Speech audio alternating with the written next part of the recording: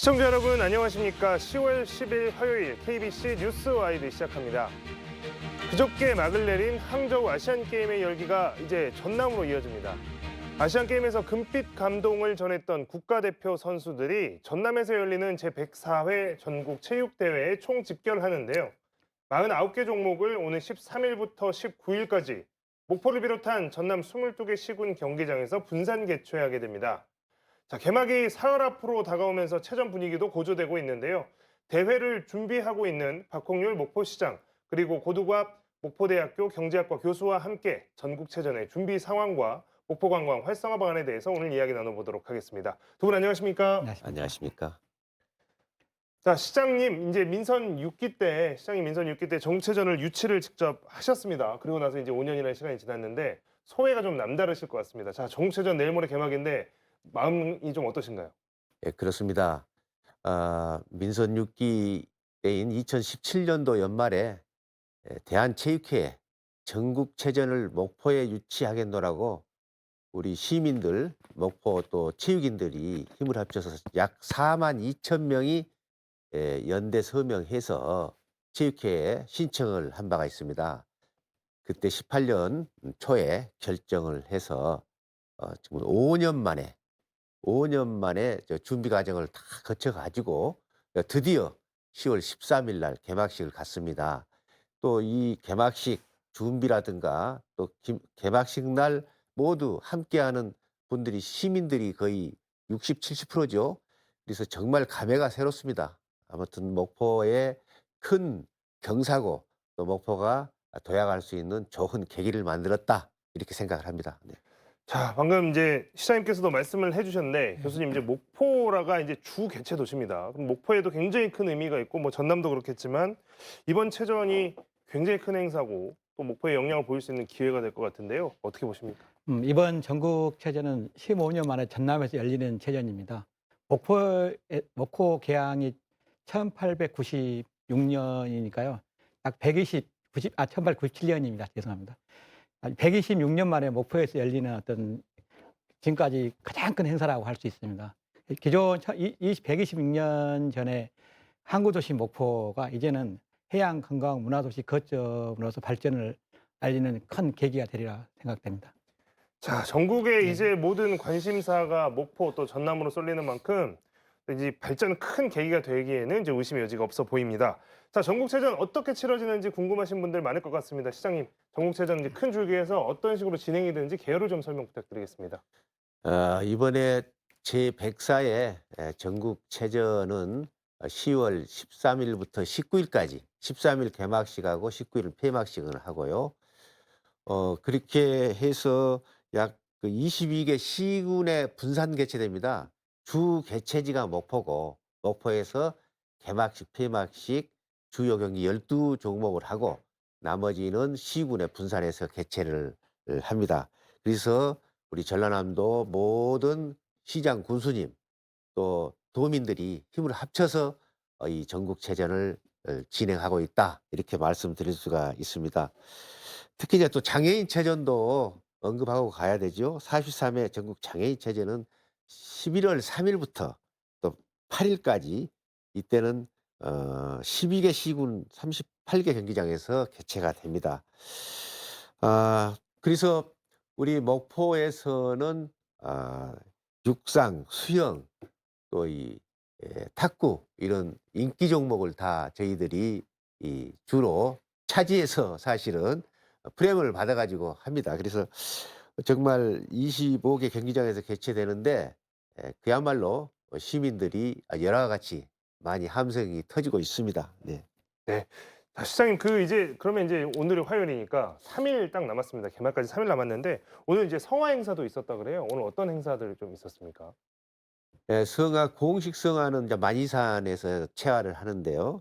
여기는 지난 3일에 강화도 만이산에서 체화해서 이제 전남 도청에다가 보관을 했고요.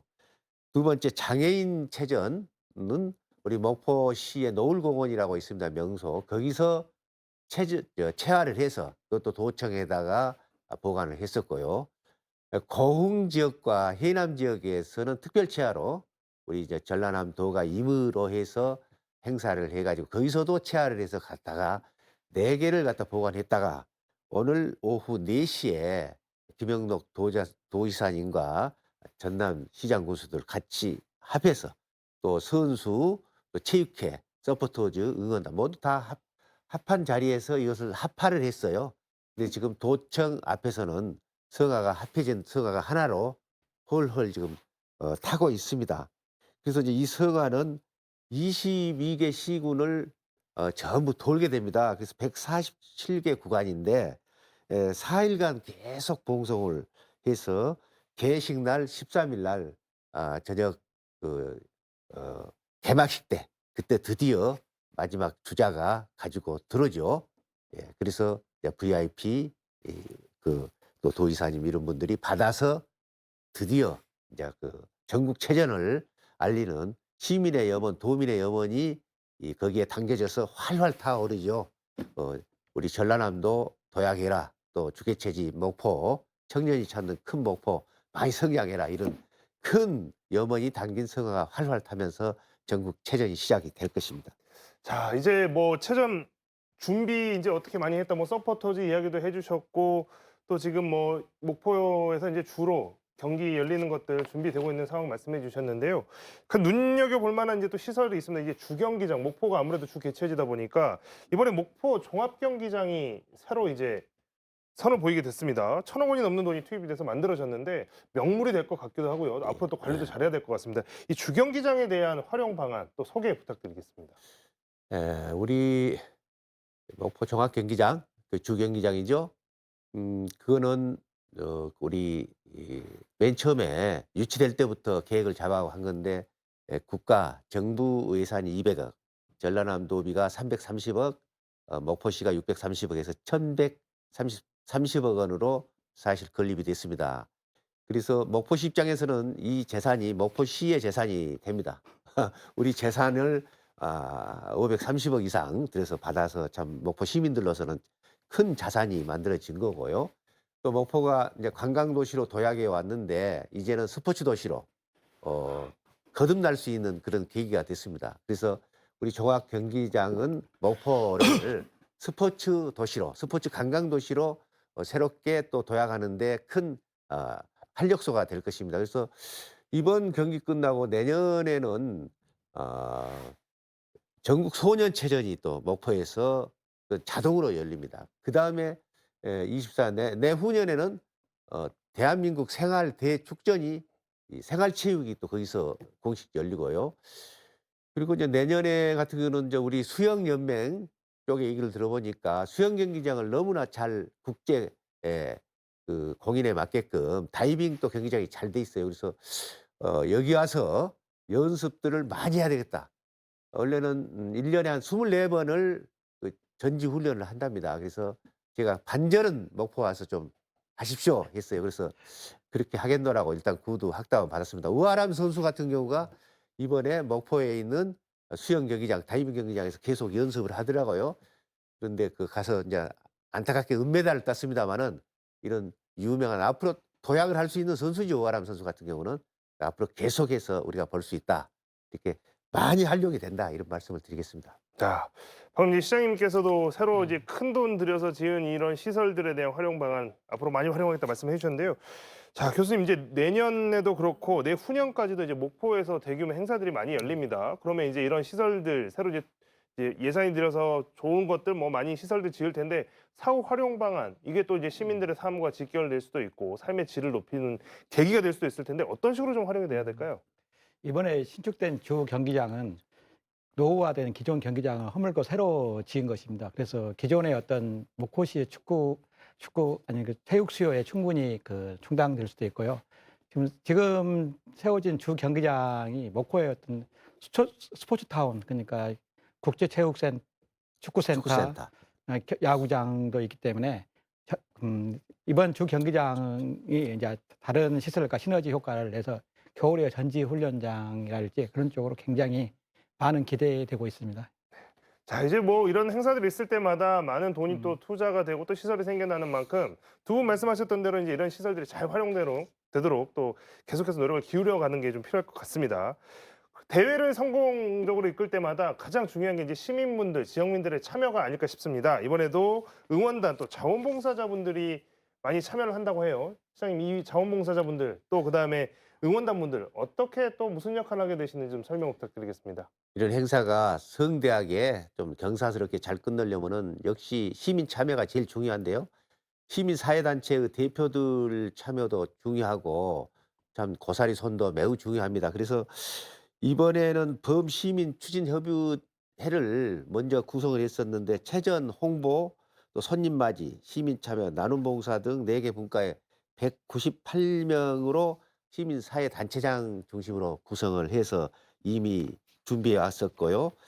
그리고 서포터즈는 모집을 했는데 2023명, 2023년도이기 때문에 2023명을 목표로 잡았어요. 그런데 여기도 초과 달성했고, 이분들은 이제 개폐식 그 내부에서 종합경기장 내부에서 많이 응원도 해주시고 하는 분들이죠. 그래서 자원봉사자들은 이제 바깥에서 식음료라든가 뭐 이렇게 셔틀버스 오고 가는 교통 뭐 이렇게 교통 관리 등등에 참여를 하는데 이분들은 2,218명이 신청해서 우리 목표 대비 130%나 참여를 해주고 있습니다.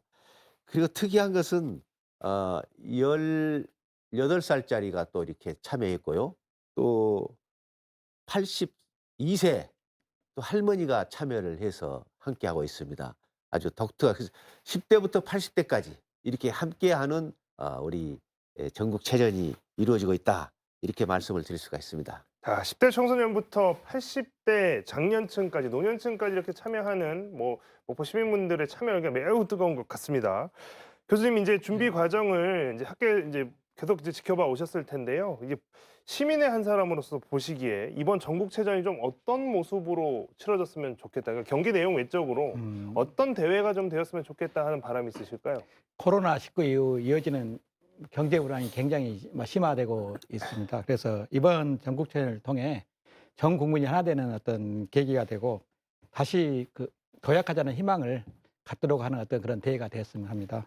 그리고 이번 체전은 문화체전이기 때문에 다양한 문화 행사가 펼쳐집니다. 그래서 남도의 문화와 체육, 스포츠라는 감동과 즐거움이 더해져 오래 인상이 남는 뭔가 이렇게 문화와 스포츠가 연결될 수 있는 문화체육이 인상이 남는 하나의 그 계기가 되었으면 합니다. 자, 이제 뭐 교수님께서 이제 방금 문화적인 것들, 그러니까 스포츠 경기 내용 외적으로도 문화적인 것들 좀 이런 것들 남도에서 많이 느껴보고 가셨으면 좋겠다 이런 말씀도 해주셨고 또 이제 코로나 이후에 좀 위축됐던 것들이 이런 체육 문화를 통해서 전국적으로 좀 다시 한번 좀 붐업이 되고 좀 활기차졌으면 좋겠다 이런 말씀을 해주셨습니다. 자, 행사를 잘 치르려고 하다 보면 아까 뭐 자원봉사 말씀도 드렸고 응원단 말씀도 드렸는데요. 이 개최 도시 목포에 대해서 외지인분들이 많이 찾으실 텐데 또 좋은 이미지를 남기는 것도 굉장히 중요할 것 그렇습니다. 같습니다. 교통, 또 숙박, 또 도심의 환경 뭐 이런 부분들이 많은 인상을 주게 될 텐데 이런 부분에 대해서는 준비가 또 얼마나 되고 있습니까, 시장님? 제일 걱정한 부분이 그 부분입니다. 사실은 어, 관광객이 오고 또 선수단이 오고 임원진이 오고 또 해외에서도 18개국에서 해외 동포 선수단이 들어오시고 그렇습니다. 그리고 이제 정부 입장에서도 많은 정부 요인들이 오시고 국회 또 언론사 할 것 없이 이 목포가 하나의 한 일주일 동안은 아주 관심이 높은 지역이 되지 않겠습니까? 그래서 저희들은 참 가장 중요한 것이 숙박 시설, 그 예약 이런 부분이 있는데 또 식당에 바가지 요금이라든가 이런 것이 발생하면은 안 돼서 저희들은 숙박업소하고 그 애식업소 이런 쪽을 1대1 공무원들이 담당 관제를 이렇게 만들어 가지고 서로 협력 체제를 아주 공고히 해서 현재까지 왔습니다. 그래서 맨 처음에는 예약도 사전 예약을 안 하려고 하던 우리 상인들이 계속 설득을 하니까 120개 업소가 다 이렇게 예약을 해 줬고 그래서 나름대로 예약이 이루어졌습니다, 숙박. 그리고 두 번째는 이제 식당도 우리가 잘 협조를 해서 아침 식사도 모두 하시도록 하고 착한 가격을 받는 걸로 이렇게 잡았고요. 특히 이제 교통 부분에서 이제 또 가장 중요하잖아요.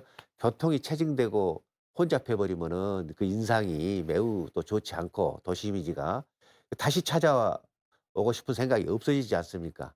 그래서 교통 대란 또 주차 대란을 막기 위해서 저희들이 이 화물 자동차 차고지가 한 2만 평 되는 곳이 있어요.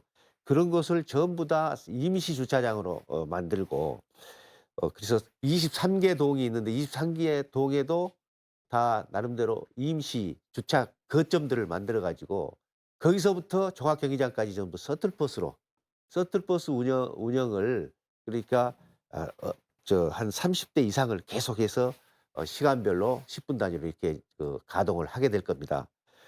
가장 또 중요한 것은 차량 이부제를 운영하자 호소를 해서 지금 현재 방송이라든가 언론에서도 자막도 넣어 주시고 해서 감사합니다. 그런데 차량 이부제는 어떤 거냐 13일 날 개막식을 하는데 11 일부터 끝날 때까지 할 겁니다. 11일 날은 홀수지요, 11 일이. 홀수 날에는 홀수 차량의 차량 끝번호가 홀수인 차량이 운행을 자제해 주시고 짝수 그러니까 14일 같은 경우는 짝수지 않습니까? 사업자가. 그래서 어 짝수 차량들이 짝수 차량들이 운행을 자제해 주시면은 이부제죠. 그러면 교통이 원활하지 않을까 그렇게 생각하고 있습니다. 그래서 우리 시민들의 참여 또 도민들의 참여 목포를 오시는 분들도 많이 그것을 감안해서 카풀제로 좀 오시고 또 서틀버스로 오시고 이렇게 하시면 대단히 감사하겠습니다. 네, 뭐 요즘 뭐 축제나 뭐 전국적으로 뭐 축제 장소나 뭐 어떤 이벤트가 있을 때마다 뭐 바가지 요금이라든지 뭐 이런 부분에 대한 것들이 여론이 굉장히 또 중요한데 그런 부분에 대한 대처도 좀 꼼꼼하게 이루어지면 더 좋은 인상을 외지인 분들께 남길 수 있을 것 같습니다. 자, 이렇게 열심히 준비를 한 대회가 치러지면서 또 대회를 준비하는 과정 속에서 자, 목포라고 하는 도시가 굉장히 많이 노출이 될 것이고 또 목포에 대한 이미지가 생성이 되는데 큰 계기가 될 것 같습니다. 그러면 자, 목포시에서는 이번 전국체전을 통해서 어떤 효과가 있을 것이다. 좀 어떤 효과가 있었으면 좋겠다 이렇게 좀 기대를 하고 계신가요? 먼저 전남 발전연구원이 발표한 바를 보면요. 이번 전국체전으로 인해서 1,952억 원의 생산 및 부가가치 효과가 나올 것이다. 아 그리고 1,478명의 고용 창출 효과가 나타날 것이다. 다시 말해 1,500명 정도의 고용 창출이 이루어지고 어 2천억 정도의 경제 유발 효과가 나온다. 이렇게 보는 것이죠. 그러면은 우리 이 전라남도에 적어도 최소한도 10%만 이익 발생돼도 200억 정도가 이렇게 크게 이익이 발생됩니다. 그래서 저는 이 공감체전 뭐 또 이렇게 성공체전 이런 것도 애칩니다마는 경제체전이 이번에 될 수 있고 또 돼야 된다. 이를 계기로 해서 그래서 스포츠 관광 도시가 돼 가지고 전지훈련을 많이 와서 또 지역 경제가 활성화되고 그리고 그러면서 청년들이 많이 찾아주는 목포가 돼 가지고 청년이 찾는 큰 목포로도 다시 탈바꿈하는 그런 목포가 되기를 기대하고 희망하고 그렇게 또 견인을 하겠습니다. 네. 자, 시장님께서 방금 이제 기대 효과에 대해서 말씀을 해주셨는데 요거 이제 교수님께서 조금 더 구체적으로 말씀을 해주시면 더 정확할 것 같습니다. 시장님께서 충분히 지역 경제 뭐 파급 효과, 생산 유발 효과랄지 고용 효과를 말씀하셨습니다. 저는 이번 전국체제는 약 선수단과 임원이 약 4만여 명, 그냥 도민 응원 다음 및 자원봉사자 2만여 명, 6만여 명이 한 자리에서 머무르게 된 역대급 체전이 될 것입니다. 이게 가장 중요한 게 뭐냐면 소비 지출 효과거든요. 시장님께서 말씀하셨는데 소비 지출 효과가 약 500억 정도에 이른다고 이게 예측되고 있습니다.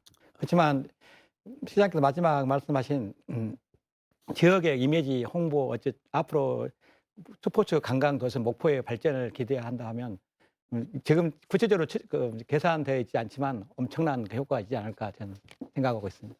자, 일단 뭐 이게 실질적으로 이게 분석되어지는 것보다 이번 체전을 계기로 해서 또 다시 이 스포츠 행사나 스포츠 훈련이나 뭐 이런 걸 통해 목표를 찾게 된다 그러면 그 부수적인 효과는 훨씬 더 클 수밖에 없겠죠. 네.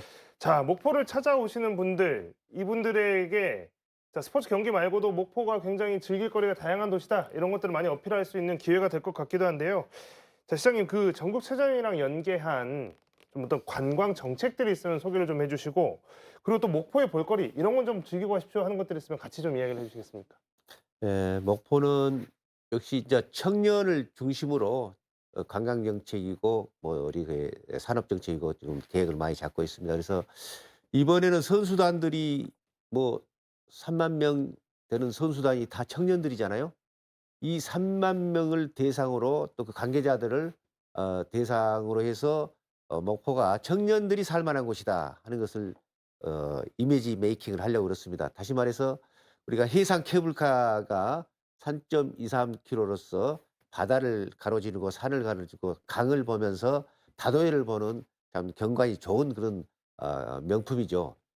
근데 이 해상 케이블카를 타러 오시고 또 체류형 관광 도시로 만들어져야 되고 그리고 목포에는 맛의 수도입니다. 정말 9가지의 맛있는 것들이 많지 않습니까? 일일이 열관해도 민어도 있고 또 먹갈치도 있고 뻘락지도 있고 또 홍어, 삼합도 있고요. 그래서 정말 맛의 수도에다. 그래서 해상 케이블카라든가 또 1897년도에 개항된 목포는 역사가 있는 고도의 도시입니다. 그래서 역사가 있는 이 그 문화 관광 도시에 오셔서 청년들이 삶의 터전을 가지면 얼마나 좋을까. 그리고 청년들을 위해서 스마트 산업단지도 또 만들려고 지금 용역 중에 있습니다. 그래서 AI 4차 산업, 이런 IT, 융복합기술, 이것이 어우러지는 산업단지를 20만 평 정도를 조성해서 청년들이 살 수 있게끔, 분양해서 살 수 있게끔, 사업할 수 있게끔도 만들고요. 이 관광을 하면서 청년들에게 메리트를 느낄 수 있는 청년이 거기에 하나의 사업체를 소규모 사업체를 할 수 있는 그러한 것도 계속 함께 계획해 나가고 있습니다. 그래서 정말 이번 전국체전을 계기로 청년이 찾아오는 실질적인 그런 목표가 될 수 있도록 최선을 다해 가겠습니다. 네.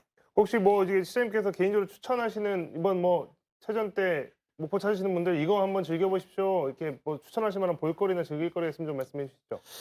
그래서 14일 밤에는 해상 WSO가 평화광장에서 있습니다. 그래서 바다 위에서 불꽃을 쏘고 바다 위에서 공연을 하고 그렇게 해서 이 WSO를 합니다. 그래서 많은 관광객들이 이 평화광장을 찾아주고요.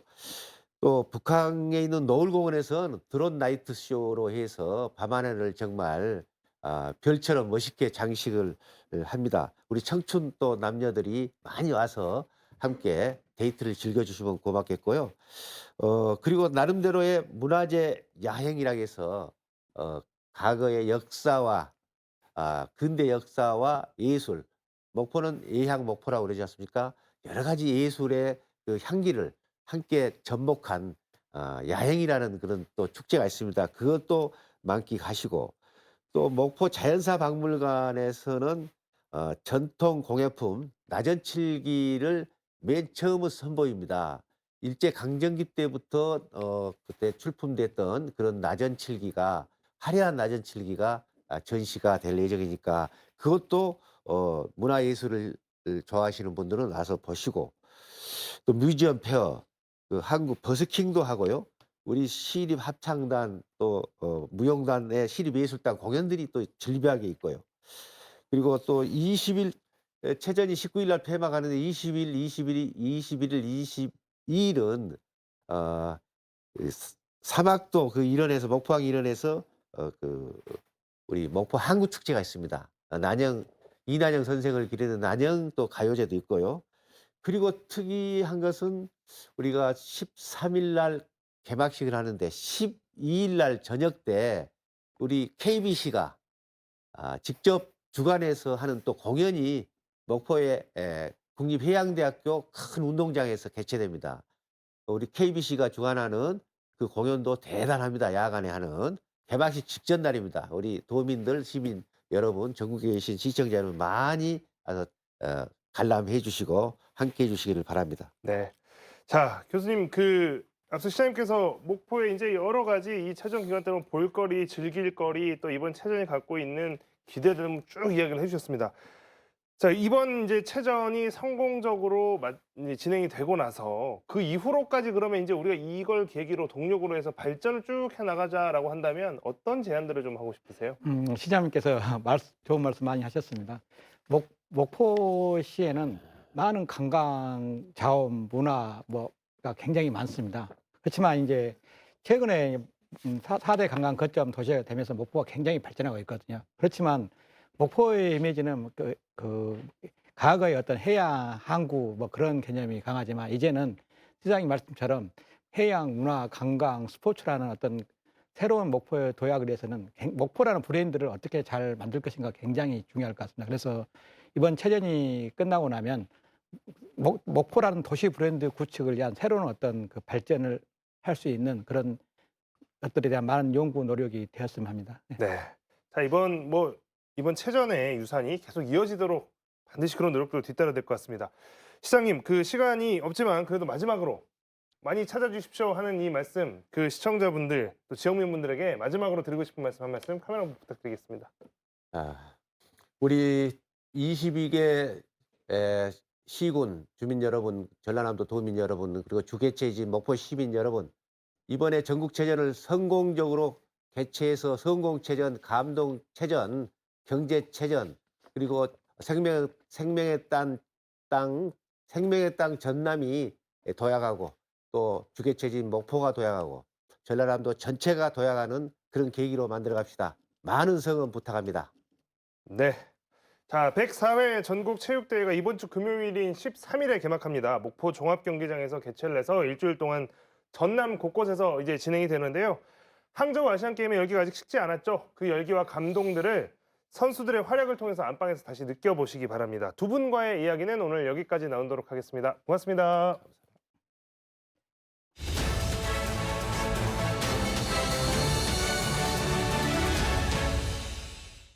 서울광역방송센터입니다. 내년 4월 총선 수도권 민심 전초전으로 평가받는 서울강서구청장 보궐선거가 하루 앞으로 다가왔습니다. 입원 중인 병원에서 어제 퇴원한 이재명 더불어민주당 대표는 진교훈 후보 지원 유세에 나서 작은 차이를 넘어서 함께 손잡고 넘어가자고 당내 통합을 강조했습니다. 여의도 초대석 김병민 국민의힘 최고위원과 함께 정치권 현안 얘기 해보겠습니다. 최고위원님 어서 오십시오. 네, 안녕하세요. 반갑습니다. 일단 강서구청장 보궐선거 얘기부터 해보겠습니다. 내년 총선 수도권 민심 풍향계로 지금 평가를 받고 있는데 사전 투표율이 22.64%. 이게 역대 지방선거와 재보궐선거를 통틀어서 최고라고 하는데 함의가 있을 것 같은데 어떻게 봐야 될까요? 네, 많은 유권자분들이 참여해 주신 것으로 보이는데요. 네. 이번 보궐선거에 국민의힘도 또 민주당도 양당이 총력전을 펼치고 있는 상황입니다. 네. 국민의힘만 하더라도 전국 각지에 있는 국회의원, 원외 당협위원장, 지방의원들까지 강서의 총력전을 펼치면서 지인, 연고 찾기 등을 하고 있기 때문에 이렇게 양 진영이 결집돼 있었던 선거에서 투표율이 올라가는 건 매우 자연스러운 상황이라 보고요. 사전 투표에 본 투표에 표를 행사하지 못하는 많은 분들이 조금 더 적극적으로 몰린 것이 아닌가 생각합니다. 이게 일각에서는 그냥 있는 듯 없는 듯 지나갈 수 있었던 선거인데 윤석열 대통령께서 김태우 후보를 사면 복권시켜서 사실상 후보로 낙점을 해서 내보내서 이게 정권 심판 성격의 선거를 만든 거 아니냐, 긁어 부스럼 만들 거 아니냐, 뭐 이런 지적 비판도 있는 것 같은데 그런 거는 어떻게 보세요? 예, 김태우 후보자에 대해서는 공익제보자 신분인 거 이제 모든 국민들이 다 알고 있을 건데요. 김태우 후보를 우리가 낙점한 것이 아니라 공정한 경선을 통해서 경선 결과 나온 후보이기 때문에 김태우 후보만을 꼭 집어낸 선거라고 보기는 어렵다는 점 말씀을 드리겠습니다. 이게 지금 김태우 후보도 그렇고 국민의힘도 그렇고 대통령과 한 라인을 가진 후보다 이렇게 대통령을 전면에 내세워서 선거 유세 공약을 하고 있는데 근데 결과가 뭐 국민의힘 입장에서 안 좋게 나오면은 이게 후폭풍이 오히려 용산이나 대통령실로 가는 거 아닌가요? 대통령한테? 예, 대통령과 한 라인 그리고 오세훈 서울시장과 함께 통하면서 일할 수 있는 집권당의 후보임을 강조하고 있는 거죠. 고도 제한 문제 같은 경우는 중앙정부의 역할 없이 풀기가 어려운 일들이고요. 재개발, 재건축 같은 경우는 이걸 오세훈 서울시정과 함께 발맞춰서 일할 수 있는 후보라는 점을 강조한다면 당연히 힘 있는 집권당의 후보임을 얘기하는 게 맞다고 봅니다. 네, 뭐 이렇게 가정을 하긴 그렇지만 국민의 입장에서 보기엔 뭐 10% 이상 뭐 차이로 진다든가 하면은 어쨌든 뭐 타격이 좀 있을 것 같다는 게 네. 대체적인 평가고 뭐 비대위 전환 얘기도 나오고 그런데 그런 거 뭐 가능성이 있는 얘기인가요? 아니면 그냥 하는 말들인 건가요? 네, 일단은 기초자치단체장 하나의 선거기 때문에 이를 토대로 너무 큰 의미를 부여할 필요는 없다라고 하는 점을 말씀드리고 싶은데요. 네. 그래서 선거의 결과에 따라서 국민들께서 어떤 판단과 생각을 갖고 있고 또 여기에 대해서 패배한 정당이 있다면 네. 어떤 부분이 부족했는지를 확인하는 좋은 기회를 바탕으로 변화와 혁신의 동력으로 삼는 것이 그 어느 때보다 중요하다 이렇게 생각합니다. 근데 뭐 너무 큰 의미를 둘 필요는 없다고 말씀을 하셨는데 큰 의미를 두지 않는 것 치고는 국민의힘에서 너무 총력전을 하고 있고 대통령실에서도 어쨌든 뭐 직간접적으로 관심을 갖고 지켜보고 있고 네. 똑같은 질문인 것 같은데 괜히 이렇게 판을 잘못 키운 거 아닌가 하는 생각도 드는데 어떤가요? 그건? 판은 국민의힘에서 적극적으로 참여하지 않더라도 네. 이미 이재명 대표 중심으로 윤석열 정부의 정권 심판 그리고 내년 총선으로 가는 길목의 전초전 이런 방식으로 보궐선거의 판은 이미 이재명 대표 민주당이 키워놓을 대로 키워놓은 상태입니다. 저희가 바라보건대 네. 이재명 대표 구속영장은 기각됐지만 갖고 있는 사법 리스크는 단 하나도 사라지지 않고 근데 이거를 다른 방식으로 치환시킬 수 있는 게 결국 정치 행위로서 윤석열 정부와 부딪히는 네. 1대1 구도를 만드는 건데 이미 강서구청장 보궐선거가 지역 주민들의 삶과 민생을 위한 선거가 아니라 이재명 대표 본인을 지키기 위한 네. 정치 투쟁의 장으로 끌어들였기 때문에 여기에 대해서 같이 함께 맞대응하지 않을 수가 없는 형국이다 말씀드리고 집권당으로 할 수 있는 최선의 역할을 다하겠다는 목소리들을 계속 전달하고 있다는 말씀을 거듭드립니다. 구청장 선거 관련해서 요거 하나만 더 물어보도록 하겠습니다. 그러면 그 말씀하신 대로 뭐 누가 나와도 민주당에서는 정권 심판론을 들고 나왔을 텐데 예. 그게 김태우 후보가 돼서 뭐랄까 이렇게 악의가 딱 맞아지는 측면이 있고 뭐 이런 말을 하는 사람도 있던데 김태우 후보를 두고서 국민의힘의 조국 같은 사람이다. 뭐 약간 계륵 버릴 수도 없고 끌고 갈 수도 없고 애매하다. 뭐 그렇게 얘기를 하는 분들도 있는 것 같은데 국민의힘 조국이라는 평가는 어떻게 보시나요? 진중권 교수가 아마 네. 언론에서 그런 평가를 했던 것 같은데요.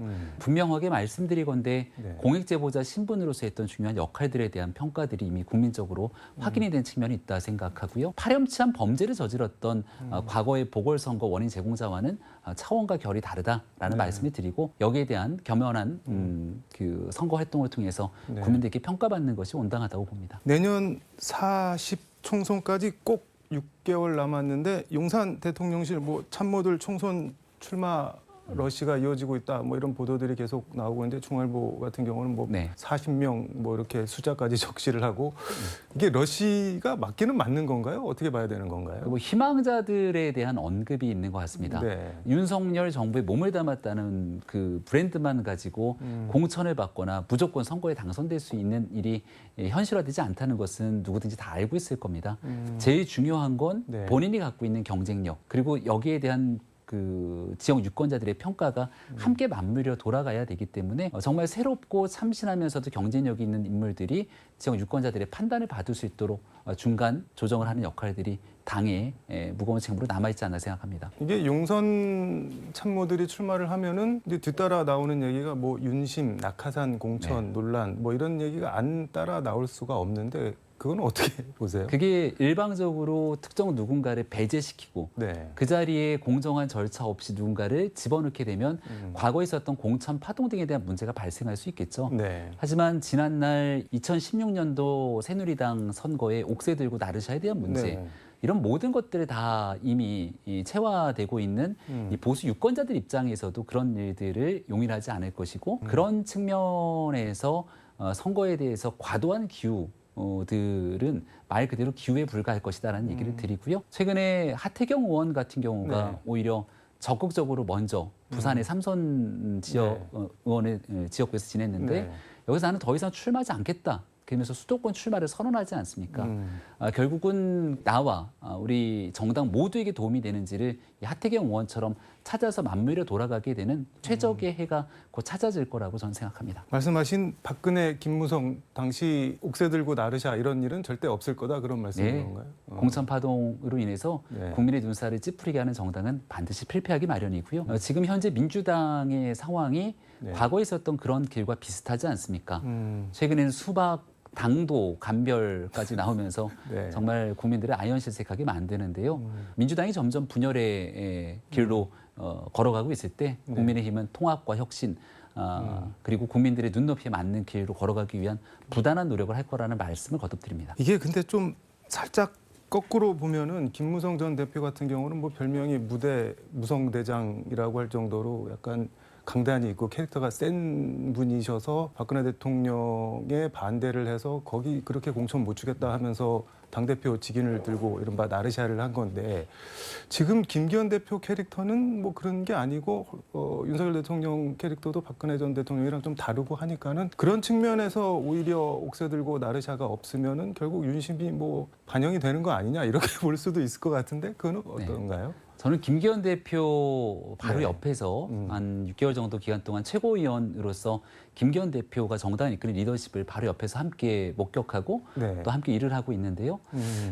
김기현 대표의 리더십은 보이지 않는 곳에서 정말 푸념하게 열심히 노력하고 또 그 안에서 갈등들을 조정하는 일에 특화되어 있는 정치인이라고 정말 자신 있게 말씀드릴 수 있다고 생각합니다. 김기현 대표는 본인에게 정치적 시선이 집중되지 않더라도 보이지 않는 데서 그 갈등들을 조절하기 위해서 정말 부단한 노력들을 계속 하고 있습니다. 아마 총선 과정들이 오게 되면 집권당이기 때문에 고려해야 될 사항들이 야당보다는 훨씬 많을 수밖에 네. 없는데요. 그런 일들을 정리, 조정하면서 최종적인 목적지에 도달하기까지 역할을 수행하기에는 최적의 리더십을 갖추고 있다고 생각합니다. 뭐 약하거나 뭐 중심이 흔들리거나 그런 대표가 아니라는 말씀인 거네요. 외유내강이라고 누구보다 내적 정치 네. 내공으로 단단하게 다져진 사람이고요. 네. 그리고 뭐 외부에서 얘기하면 자동문처럼 모든 것들을 다 받아들이는 것처럼 조롱하거나 희화하는 경우들도 있는데 네. 절대 그렇지 않습니다. 본인이 갖고 있는 확고한 생각이 네. 자신의 정치적 이득이 아니라 이 국민의힘 전체의 승리라고 하는 기본적인 목적 아래에서 움직이고 있기 때문에 여기에 대해서 꼭 필요한 얘기들 그리고 또 정당의 대표로서 국민 눈높이에 맞춰서 반드시 관철시켜야 되는 일들을 내적 조절하고 있다. 자기 정치 대신 공동체를 위한 모두의 정치를 하고 있다. 이렇게 네. 평가하겠습니다. 말씀하신 하태경 의원 부산 해운대갑이 지역구인데 서울로 올라가겠다, 서울에서 출마를 하겠다라고 해서 윤재혁 원내대표 같은 경우는 뭐 새로운 희망, 혁신, 의지 뭐 이렇게 높게 평가를 했는데 홍준표 대구시장 같은 경우는 선당 후사라기보다는 제 살 길 찾는 거다 뭐 이렇게 평가절하 냉소를 했는데 네. 이거는 뭐 어차피 비윤이고 윤석열 사람 아니니까 해운대가 에서 공천 못 받을 거니까 미리 그냥 서울로 올라가서 서울에서라도 어떻게 출마를 해보겠다는 거 아니냐 뭐 이런 냉소 같은데 그거 어떻게 보세요? 홍준표 시장만 좀 옹색하게 만드는 발언인 것 같아요. 네. 하태경 의원과 개인적으로 사이가 좋지 않다라고 하는 건 이미 많은 국민들이 알 수 있는 내용일 텐데요. 하태경 의원의 이번 부산에서의 삼선까지 했기 때문에 네. 그동안 내가 지역에서 받았던 기득권을 내려놓고 또 새로운 사람에게 공간을 열어주고 단 한 석이라도 더 가져오기 위해서 내 경쟁력을 바탕으로 서울로 올라가겠다. 이거는 어느 누구도 박수치지 않을 수 없는 상황일 네. 겁니다. 근데 이걸 빗들고 왜곡되게 해석하게 된다면 또 다른 정치적인 사감을 가지고 접근해서 얘기한다라고 생각될 수 있기 때문에 오히려 홍준표 시장이 이런 방식의 언급을 하게 되는 건 네. 본인 정치 활동에도 도움이 되지 않는다 말씀드리고 싶고요. 하태경 의원이 비윤이다 뭐 이런 평가를 하시는 네. 분도 있는데요. 제가 대통령 선거 기간 내내 윤석열 대통령 곁을 지켰던 대변인이거든요. 네. 시작부터 끝까지. 제일 어려웠던 순간이 사실은 경선 마지막 때였습니다. 네. 근데 하태경 의원은 경선 막바지에 손을 들고 윤석열 당시 경선 캠프에 합류를 했거든요. 그게 당시 마지막에 굉장히 큰 힘이 됐고 네. 이런 일들에 대한 고마움을 같이 있었던 사람들 함께 갖고 있습니다. 네. 그래서 하태경 의원을 유승민 전 의원처럼 비윤이라고 싸잡아서 매도하는 것은 맞지 않다 생각하고요. 네. 항상 언제나 그랬듯이 소신 있게 본인의 발언들을 바탕으로 한국 정치에 기여하려는 노력을 하는 분이고 전국적인 인지도가 있고 네. 젊은 층에게도 매력적인 어필할 수 있는 정치인이라서 수도권에 출마해서 이른바 민주당 텃밭인 지역이라도 네. 하태경 의원이 경쟁력을 끌고 오게 된다면 한석을 결국 전략 공천을 해야 될 텐데 뭐 일각에서는 마포를 정청래 의원 잡으러 내보낸다 뭐 그런 얘기도 나오고 있던데 예. 지역구는 뭐 그분 말씀하신 대로 어디로 가야 될까요? 그런 부분들은 전략적으로 네. 하태경 의원과 당이 긴밀하게 조율해야 될 거라고 생각하는데요. 네. 아마 민주당이 꽤나 식은땀을 흘리지 않을까 싶습니다. 음. 아마 하태경 의원이 용기 있게 민주당에 네. 있는 현역 의원 누군가와 이 맞대결을 펼치게 되는 구도를 가져가게 되면 벌써 내년 총선에서의 네. 정치적 구도는 일단은 일정 부분 국민의힘이 먼저 선점하고 들어간다라고 이야기할 수 있을 것 같습니다. 그럼 뭐 정청래 의원 지역구나 광진을 고민정 의원 지역구 이런 데로 갈 수도 있겠네요. 그러면은 진짜. 어느 지역구든지 네. 지금 서울이 49개 네. 지역구가 있는데요. 여기 국민의힘 현역 국회의원이 있는 데가 10개가 채 안 됩니다. 하태경 의원이 갖고 있는 경쟁력으로 딱 대립각에서는 어딘가의 공간들을 만들게 되면 또 선거를 앞두고 여론의 주목도를 끌어올리는 데는 아주 대단히 효과적일 거라고 생각합니다. 아무튼 공천 못 받을 것 같아서 도망가는 건 그건 절대 아니다 그런 말씀인 거네요. 공천을 못 받을 것 같아서 도망가는 거라면 저희가 네. 이렇게 적극적으로 열변을 토하지도 않고요. 네. 하태경 의원에 대한 당내 호불호가 분명히 있습니다. 네. 근데 하태경 의원에 대해서 당내 썩 마뜩지 않게 생각하는 사람들조차도 하태경 의원의 이 행동에 대해서는 네. 높게 평가하고 박수친다는 여론이 거의 지배적이다 말씀드립니다. 지금 신원식 국방부 장관이랑 유인촌 문체부 장관은 임명이 됐는데 김행 여가부 장관 후보자는 아직 임명은 안 했는데 네. 이거는 지금 기류가 어떤가요? 뭐 약간 국힘 지지하는 분들 사이에서도 그 조국보다 더 빨리 퇴장할 거다. 그 지금 빨리 손절하는 게 낫다 이런 말들이 막 나오고 있는데 분위기가 어떤가요? 근데? 네, 전용욱 전 의원의 얘기가 이제 조 전 장관보다 더 문제가 큰 것 아니냐 이런 비판과 지적도 있고 네. 또 국민적 여론들이 이 김행 후보자에 대한 청문회를 지켜보면서 다양한 의견들이 표출되는 것 잘 경청하고 있는 상태입니다. 네. 일단은 지금 현재 국회에서의 절차들이 다 마무리가 안 된 상태고요. 네. 다만 한 가지 아쉬운 것은 민주당에서 청문회를 거치면서 보여줬던 수준 낮은 행태들이 국민의 눈살을 찌푸리게 만들었다고 저는 생각을 합니다. 수준 낮은 행태라는 건 어떤 거? 온갖 막말들이 청문회장을 뒤엎을 정도로 그리고 청문회를 공정하게 이끌어야 될 이 권인숙 여가위원장 같은 경우는 중간에 후보자에 대한 사퇴 얘기를 꺼내면서 불공정성에 대한 내용을 유발하기도 했고 다만 김행 후보자에 대해서 주시고 있는 여러 의견들은 네. 당에서도 그리고 아마 용산에서도 충분하게 경청을 좀 하고 있는 상태가 아닐까 싶습니다. 근데 다 떠나서 인사청문회 도중 자리를 이탈한 거는 이게 뭐 처음 있는 일인 것 같은데 그래서 네. 뭐 야당에서는 뭐 주랭랑, 김행랑, 김행방 불명, 뭐 센과 치로냐 뭐 이런 예. 비아냥 냉소가 막 쏟아지고 있는데 그 임명을 하면 부담이 되지 않을까요? 어떻게 처리를 해야 하는 게 순리라고 보시나요, 최고위원님은? 결국 이제 인사권자의 판단이기 때문에 네. 거기에 대해서 당 최고위원인 제가 나와서 그 내용들을 언급하기는 좀 적절치가 않은 네. 상황이 있는데요. 일단은 청문회를 도망갔다, 주랭랑 쳤다 이제 이런 방식의 프레임을 걸고 있는데 권인숙 위원장이 진행하는 과정에서 무엇 하나 잘한 게 없습니다. 그리고 인사청문회는 원래 하루짜리로 규정이 돼 있고 네. 아침부터 시작됐던 청문회가 밤 10시가 넘는 시간까지 쭉 진행이 됐기 때문에 청문회를 파행으로 이끌면서 중간에 그만둔 것도 아니거든요. 네. 그럼에도 이제 여야에 대한 내탓 공방들을 하는 것 또한 국민들께서 매우 불편한 시선으로 바라보신다는 걸 잘 알고 있기 때문에 네. 여론의 흐름 또 어떤 분위기가 조성되는지를 겸허하게 지켜보고 있다 이렇게 말씀드리겠습니다. 이게 말씀 듣다 보니까 살짝 헷갈리는데 주랭랑이 그 자체가 아니라는 말씀인 건가요? 아니면 주랭랑은 주랭랑인데 주랭랑을 칠 수밖에 없는 어떤 상황 여건을 민주당에서 조장을 했다 뭐 그런 말씀인 건가요? 어느 주랭랑이라고 한다면은 네. 청문회 중간에 말 그대로 모든 걸 파행으로 끝내고 가야 될 텐데 네. 10시가 넘는 10시 반의 상황이기 때문에 조금 지나면 청문회 끝나는 거였습니다. 하루짜리이기 때문에. 네. 근데 이제 중간에 이 여가위원장의 네. 단독적이고 또 여기에 대한 정치 중립을 훼손한 네. 의사 진행에 대한 이 반발성 성격의 내용들이 복합적으로 이루어졌던 일이니만큼 마지막 순간까지 청문회가 정상적으로 잘 원만하게 끝난 게 네. 제일 좋은 내용이었겠습니다만 막말과 고성으로 얼룩지고 네. 위원장의 파행으로 인해서 이루어졌던 여가위 전체 문제다라고 저는 평가하고 싶습니다. 주랭랑 프레임을 씌울 거는 아니다. 뭐 네, 그런 민주당에서는 주랭랑 프레임을 씌울 자격이 없다고 생각합니다. 알겠습니다. 시간이 많이 돼서 이거 하나만 더 여쭤보도록 하겠습니다.